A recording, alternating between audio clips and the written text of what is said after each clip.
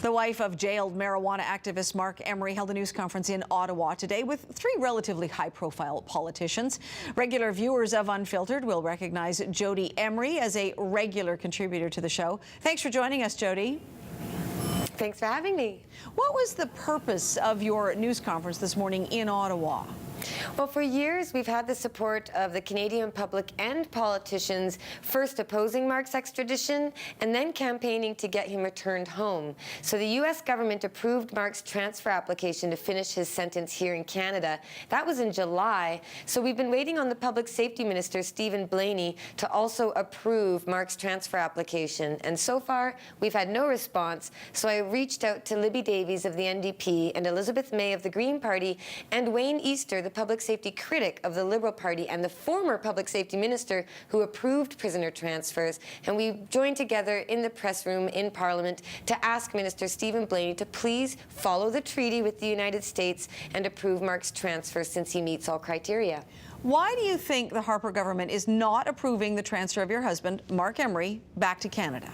Well, I know the Conservatives have a very poor record of bringing Canadians home from prisons abroad. In fact, the U.S. government has had to scold Canada for refusing to bring their citizens back home under agreement with the treaty and with the Act and our own charter. So the Canadian Conservative government hasn't been very keen on transfers in the first place. But I think it's fair to say that with Marc, they might not really like him. In fact, the public safety minister released a statement today about this press conference saying that basically the opposition wants to support the drug trade. It was an absurd statement that has nothing to do with the transfer agreement with the United States.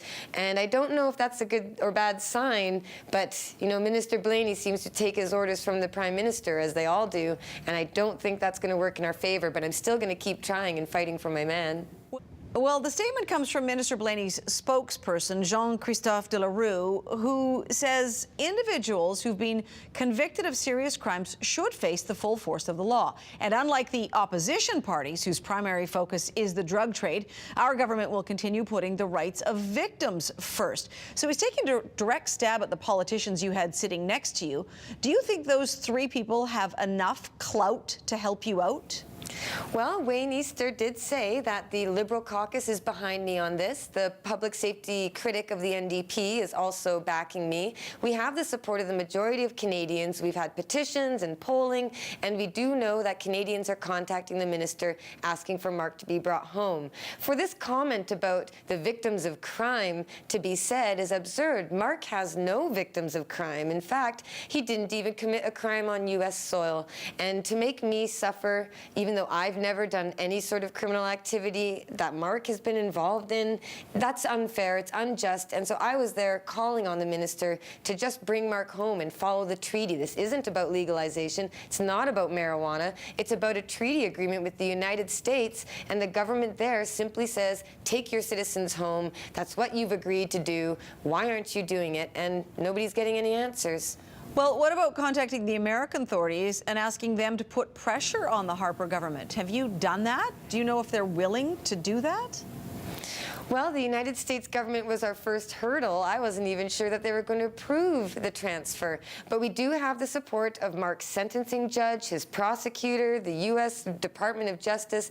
Everyone has said he can go home. I even have a document showing the U.S. telling Marc he is not meant to be in the United States. It basically says, what are you doing here? You shouldn't be here. So everyone's just waiting for Marc to get home, including the prison guards asking, why are you still here? So really, it's just one signature from one minister, and the minister is happy to sign paper after paper after paper responding to our supporters, but he won't sign the transfer request itself. So we're just going to keep applying pressure, but like I said, I don't know if I have that much hope with this government.